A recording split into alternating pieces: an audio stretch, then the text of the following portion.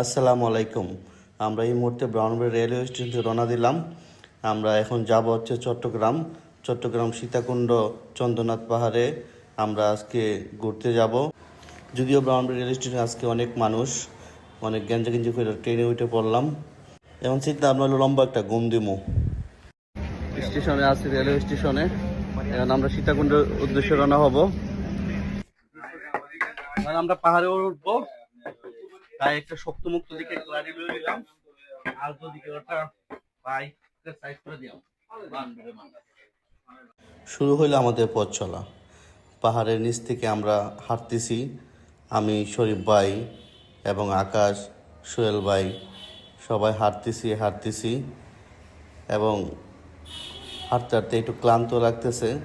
পাহাড়টা অনেক উঁচু, তাই আরামসে রিল্যাক্সে হাঁটতেছি। নো টেনশন, নো চিন্তা, ডো ফুর্তি। আমার শালাবাবু কি একটা পোজ মারছে দেখেন। শালাবাবুর পোজ দিকে আমিও দৌড়াদৌড়ি শুরু করে দিলাম। মনে মনে করলাম অনেক স্পিডে উঠতেইব, কিন্তু একটু স্পিডে ওঠার পরে হেদে গেছি, আর দিয়ে যান চলে না। তারপরও মনের জোর সাহস নিয়ে উঠতেছি। এই যে ভিউটা, অসাধারণ একটা ভিউ। এখানে একটা ঝর্ণা আছে, এই ঝর্ণার ভিউটা দেখলে তো আরও অস্থির, সেই